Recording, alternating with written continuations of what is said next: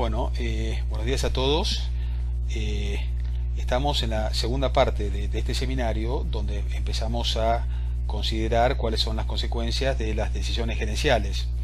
Entonces, en la charla pasada, básicamente lo que vimos son una serie de herramientas que típicamente surgen en los libros de ética de los negocios, y de alguna forma, un poco a propósito, vimos qué difícil que es usarlas, digamos, que si bien tienen grandes fortalezas, cada una de esas visiones da sabiduría, saber aplicar la ética de los derechos, de las justicias, el utilitarismo, da sabiduría, pero al mismo tiempo es como que no ayuda a resolver el problema, por así decir. Es como que cada una en definitiva se puede usar para defender lo que uno quiere. Entonces es como que lleva a una gran confusión, a un gran relativismo, si ustedes quieren. Entonces es interesante de golpe dar un paso más y generar lo que es un pensamiento interdisciplinario. Para eso nos vamos a apoyar en la filosofía, específicamente en lo que se llama la epistemología. Epistemología se refiere a lo que es el modo por el cual uno conoce, y el modo como uno se lleva a entender cuáles son las fortalezas y debilidades, como se dice, de cada esa forma de conocer. O sea, uno puede conocer por experiencia, puede conocer por razonamiento, puede conocer por un poco un balance entre ambos, y cada uno de eso lleva a una serie de conclusiones diferentes, que van a ver que es tremendamente poderoso como para clarificar las ideas. En esta pequeña charla de hoy vamos a ver las dos filosofías prevalentes en el mundo de hoy, que es de alguna forma todo lo que uno llama la izquierda o la derecha, el colectivismo o el individualismo. Ahora se lo explico un poco más en detalle, pero que básicamente ayuda a entender por qué en muchos países, por ejemplo en Estados Unidos, existe el Partido Republicano y el Partido Demócrata, y cada uno ofrece una visión contrastada con la del otro, y da la sensación de que son irreconciliables. O sea, entonces o tenemos un gobierno de derecha o tenemos un gobierno de izquierda. Lo mismo pasa en Latinoamérica. De golpe uno mira a los candidatos presidenciales y uno da la sensación de que o se es de izquierda o se es de derecha, y de alguna forma uno mismo tiene tendencia a encasillarse, decir yo soy de izquierda, yo soy de derecha, y de alguna forma es interesante saber de dónde surgen todas estas ideas para que uno pueda tener una visión crítica, un pensamiento crítico, y poder tener una propia posición tomada con respecto a estos temas. En esta charlita de hoy nos vamos a centrar en esas dos, en la izquierda y la derecha, por así decir, y la reunión que viene nos vamos a centrar más en el pensamiento de Juan Pablo II, que produce un extraordinario balance y sabiduría para entender todos estos temas. Vale decir, la confusión que vimos en la charlita anterior es que vimos que existe una serie de teorías, una serie de teorías basadas en normas, lo que se llama deontología, la ética de los derechos y de la justicia, que básicamente producen normas universales. Siempre el comportamiento debe ser así. Estos son los derechos universales, esta es la justicia, esto es lo que hay que hacer siempre. Después existe una ética basada en valores, no la hemos visto aún, se las voy a mostrar en la reunión que viene, que básicamente lo que importa es el cuidado, el valor que uno da a los demás, y cómo uno trata de maximizar el bienestar y la felicidad de uno y de los demás, el individuo y la comunidad.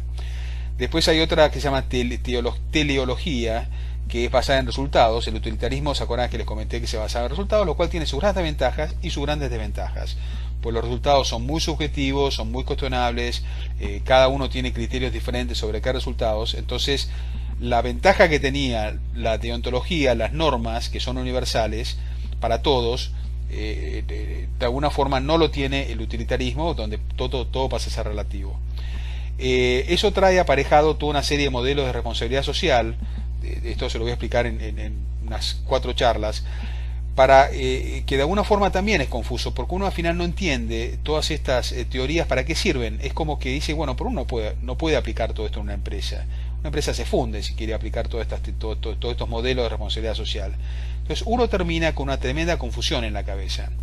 Entonces, hoy vamos a tratar de empezar a avanzar en una clarificación de ideas, una forma de clasificar las ideas, que dista mucho de ser perfecta, pero decididamente ayuda. Insisto mucho, no es una clasificación perfecta, hay un montón de errores en esta clasificación. Por el hecho que estamos en el campo de las ciencias humanas, las teorías no son perfectas, los filósofos no son perfectos, tienen ideas contradictorias, un día dicen una cosa, otro día dicen otra, dentro de un esquema de alguna forma de pensamiento hay ideas que son contradictorias, o sea, es imposible tener una clasificación perfecta, pero decididamente ayuda a ver grandes líneas, y esas grandes líneas ayudan a que uno pueda tomar decisiones. Básicamente hay como tres grandes edificios, como tres cuerpos de pensamiento, si ustedes quieren. Uno es todo lo que es el empirismo inglés. En el campo de la epistemología es lo que se llama el empirismo, surge de los griegos, pero sus máximos exponentes modernos son Machiavelli, Hobbes, Locke, Smith, Hume, etc. También hay una filosofía moral, que eso algo vimos la vez pasada, lo van a ver mucho más en profundidad con Carlos Hebel. De alguna forma es lo que se llama la teleología, o sea, la ética basada en cuáles son sus resultados. Los resultados son la utilidad, el utilitarismo, de Jeremy Bentham y Stuart Mill. Después hay una filosofía política, que básicamente es individualismo. Hay una filosofía económica, que es todo lo que es libre mercadismo, la teoría clásica y neoclásica. Hay modelos de responsabilidad social, todo lo que es la teoría del valor, y esa teoría de valor nos conduce a todo lo que vimos durante el concepto de maximización de valor económico que vimos durante las primeras semanas. O sea, ven que todo esto es un modelo como muy coherente, muy lógico, donde el empirismo va llevando a su conclusión práctica, que es el utilitarismo, que eso va llevando a que como uno lo que mide es los beneficios personales o la satisfacción personal o el placer personal, de alguna forma, se acuerdan que hay que maximizar el placer y minimizar el dolor, esa es la ética del utilitarismo. Eso lleva al individualismo, eso lleva a los mercados libres, que es el agregado de las decisiones individuales, y lleva a todo lo que es maximización de valor económico. Eso es un poco todo lo que uno llama el capitalismo liberal, si quiere, el libre mercadismo, el individualismo, etc. En contraposición a esto, y claramente en contraposición, porque surge como una teoría reñida con lo que es el empirismo, es el idealismo alemán de Kant, que tiene como antecedentes a San Agustín y como antecedentes a Platón, de alguna forma como filosofía, como epistemología, si quieren. En la parte de filosofía moral está lo que se llama la deontología, que ya lo vimos la vez pasada, toda la ética basada en normas, la ética de los derechos, de la ética de la justicia, que son básicamente un derivado de toda la filosofía de Kant. Eso lo va a hablar después con Carlos Hebel, mucho más en profundidad. En la parte de filosofía política está todo lo que es el colectivismo, de todo es Locke, San Simón, Marx, etc. Y acá uno empieza a decir, bueno, pero Locke de alguna forma está acá, pero Locke también está acá. Marx está acá, pero Marx también está acá. Y es cierto, es real, sí, es imposible hacer una clasificación perfecta. La razón para poner colectivismo dentro del idealismo es porque es una filosofía idealista. Es la idea de la universalidad que plantea Kant, que todo el mundo tiene los mismos derechos, que todo el mundo tiene que tener los mismos beneficios, los mismos resultados. De alguna forma es una teoría colectivista, por más que el marxismo tiene mucho de empirismo también. O sea, y Locke decididamente tiene mucho de idealista, pero también tiene muchísimo de realista. Por lo pronto es inglés y viene dentro de toda la herencia del pensamiento inglés. O sea que hay partes de la clasificación que no son perfectas, pero sí ayuda a ver que el idealismo genera la universalidad y la universalidad lleva al colectivismo. Eso lleva en la parte de filosofía económica a toda una serie de teorías, lo que se llama el institucionalismo, el welfare economics, la economía del bienestar, socialismo, marxismo en el campo económico, político y también en el económico. En el campo de la responsabilidad social también hay toda una serie de teorías más normativas, más de definir controles, reglas, control de gobierno corporativo, etcétera. Esas van a ser las que vamos a ver ahora. La semana que viene vamos a ver todo lo que está en el medio. Por ahora no se los explico para no generar confusión. Les voy a mostrar un poco en forma resumida. Se dan cuenta que este tema es gigantesco, lo que es filosofía moral, filosofía política, filosofía económica, empirismo, es para hablar el resto de la vida. pero voy a tratar de resumírselas en forma muy breve, como para que puedan tener un marco de razonamiento que ayude a avanzar en nuestro ejercicio de pensamiento crítico. Porque lo que es interesante es que se den cuenta que cada una de estas filosofía moral, política, económica, dentro de estas tres grandes columnas, el empirismo, el idealismo, y después vamos a ver el realismo la semana que viene, automáticamente tiene sus fortalezas y sus debilidades. Por ejemplo, el empirismo, que es una epistemología, si quieren, es una forma de conocer, plantea que uno aprende por experiencia, y sí es cierto. Van a venir los idealistas y van a decir que no, que uno aprende por la razón, y los realistas van a decir, bueno, uno aprende por experiencia y por la razón. Pero de alguna forma el hecho de circunscribir el aprendizaje a solo lo que es la experiencia tiene grandes ventajas en cuanto a, de alguna forma, practicidad, producir resultados concretos. Es un poco el padre de la ciencia. Si quieren, todo este empirismo, un poco el padre del empirismo en la modernidad, por supuesto que esto viene de los griegos, pero en la modernidad fue el famoso Descartes. De alguna forma es interesante conocer un poquito, después Carlos Hebel se lo va a explicar más en profundidad, pero de alguna forma Descartes, que era un cristiano muy piadoso y muy serio y muy responsable en cuanto a sus ideas y su vida personal, de alguna forma estaba como cansado del nivel de caos ideológico que había en esa época. Recuerden que era el fin de la escolástica, donde las peleas intelectuales eran prácticamente incomprensibles para una persona no especialista, inclusive entre los especialistas tampoco se ponían de acuerdo. Una época en la cual la Iglesia católica estaba con muchos problemas internos, estaba en la época donde se estaba iniciando la Reforma. La Iglesia había recibido muchas pérdida de crédito por la pelea con Galileo, con Copérnico, toda la decadencia interna que había en la Iglesia católica. Entonces, de alguna forma, ¿cómo se dice?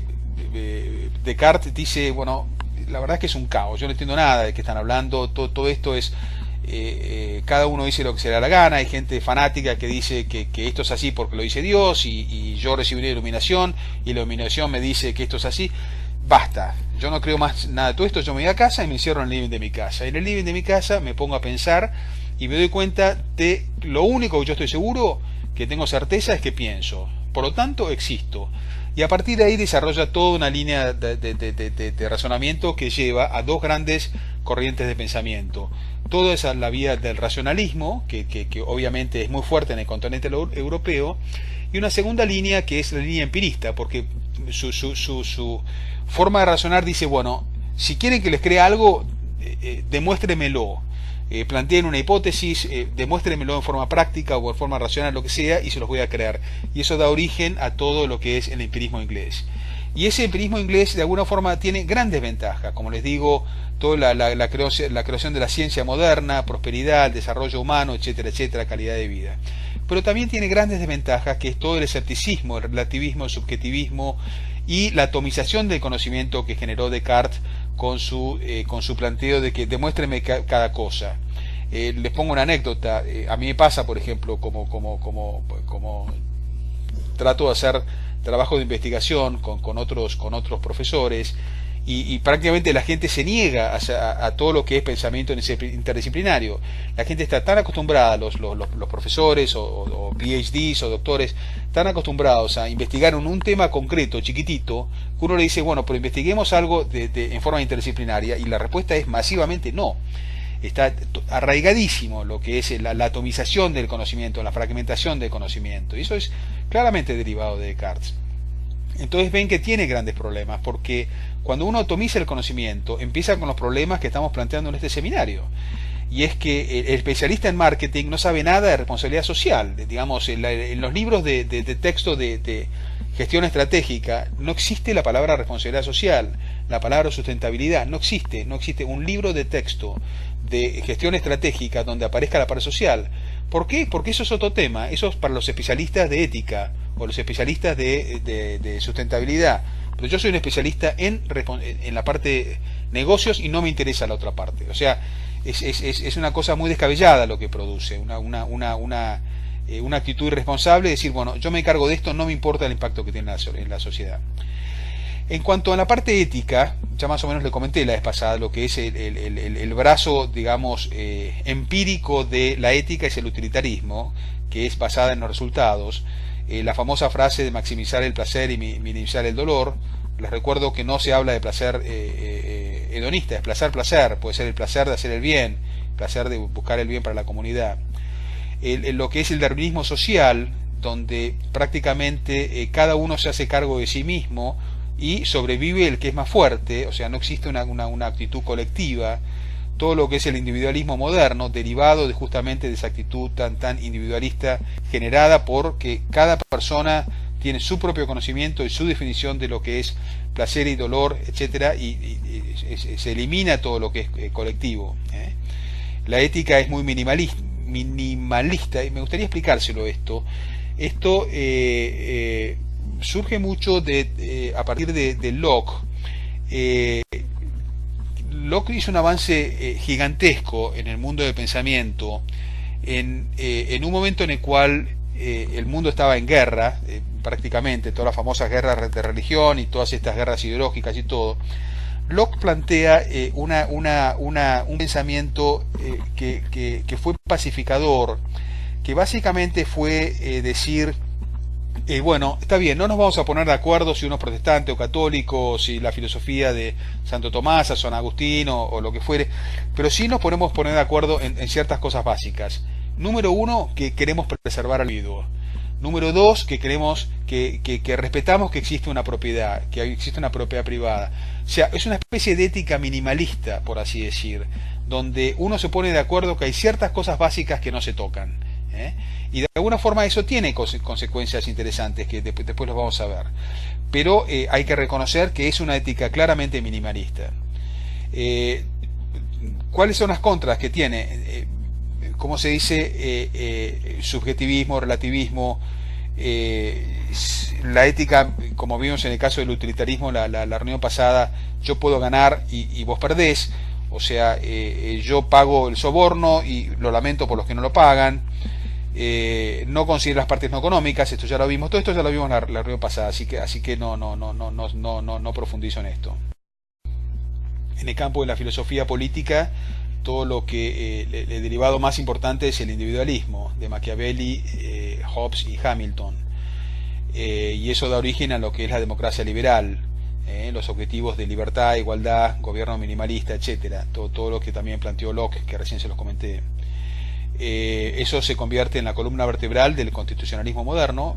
Eso es una cosa muy valiosa: la democracia, la conservación del individuo, la propiedad privada, los objetivos de libertad e igualdad, que como ya les comenté recién.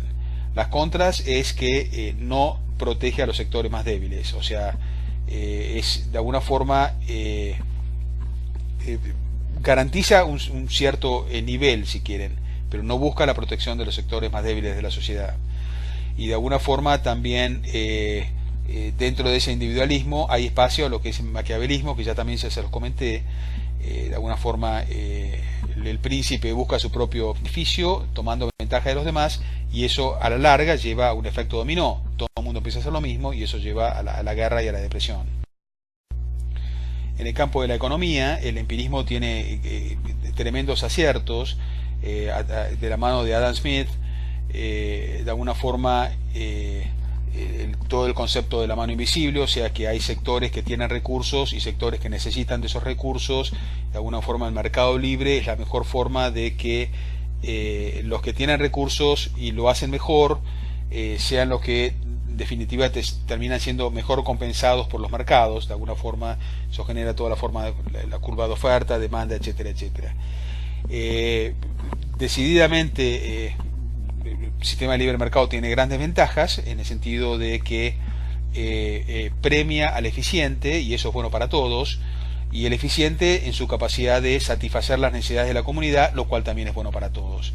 O sea, decididamente el libre mercadismo es la forma tal vez más eficiente de administrar recursos para el beneficio de la comunidad.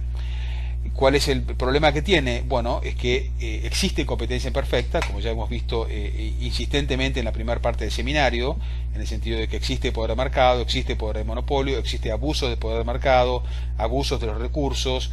De alguna forma, un sistema de mercado libre no necesariamente genera un sistema justo o estable. Existe la especulación, con lo cual de alguna forma existe inestabilidad, existe que unos ganan y otros pierden. En una ola especulativa gana el especulador, pierde el trabajador o pierde de alguna forma el propietario. Existen fallas en los mercados, falta de cooperación, comportamiento oportunista, etcétera, etcétera. O sea que de alguna forma el mercado libre tiene grandes ventajas, pero también tiene grandes problemas. Entonces, de alguna forma vamos a ver cómo se resuelven esos problemas. Ya les comenté un poco cómo es la visión idealista en la charla pasada. Básicamente el concepto es: el conocimiento humano se basa en la razón. Obviamente esto surge, como ustedes bien saben, de Descartes, y que sigue después muy fuerte en toda la filosofía del continente europeo, especialmente en Alemania.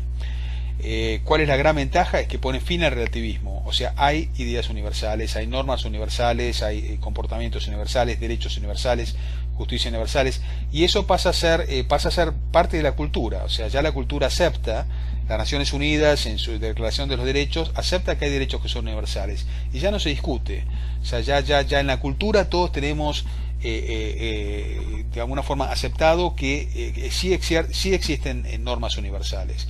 No es un relativismo total como plantea el empirismo. De alguna forma el riesgo que tienen las normas es que a veces las normas están reñidas con la realidad. O sea, no necesariamente conducen a la felicidad. O sea, de alguna forma el idealismo lo que tiene de gran ventaja es que genera normas, pero a veces esa norma no genera. Supóngase, les pongo un ejemplo, digamos por ahí, que no sé si es un buen ejemplo, inclusive, de alguna forma uno tiene que respetar los semáforos rojos si quieren, porque si no, el tipo que viene por otra cuadra a uno se lo lleva puesto. Pero ¿qué pasa si el semáforo no funciona? Yo estoy parado frente al semáforo rojo durante 10 horas. O sea, la realidad supera a las normas y supera al idealismo. De alguna forma puede provocar posturas muy radicales que no necesariamente es lo mejor para la comunidad. En cuanto a la ética de los derechos, ya básicamente se los comenté. O sea, las normas universales es bueno tenerlas, genera de alguna forma principios absolutos, pero muchas veces la realidad muestra que esas normas pueden llevar a errores. En el campo de la política, el idealismo genera la Declaración Universal de las Naciones Unidas, que evidentemente es un avance enorme, fue el principio del fin de las guerras del siglo XX, y crear una organización internacional donde todos los países empiezan a cooperar, y termina el maquiavelismo de cada uno trata de tomar ventaja de los demás. El tema, de alguna forma, si quieren, de este idealismo o este colectivismo, estas normas universales, es que de alguna forma no es tan fácil manejar situaciones de la realidad que no están contempladas por las normas. Por ejemplo, todo el tema de la especulación financiera. No existe ninguna ONG ni ningún organismo internacional que pueda manejar esa masa de fondos internacionales. Como les dije, 500 trillones de fondos internacionales entran y salen de los países y producen desastres, y no existe forma de que las organizaciones internacionales puedan controlar. Tal vez algún día se pueda, pero no es sencillo resolver los problemas de la realidad con normas. Siempre, como dice el dicho, echa la ley, echa la trampa.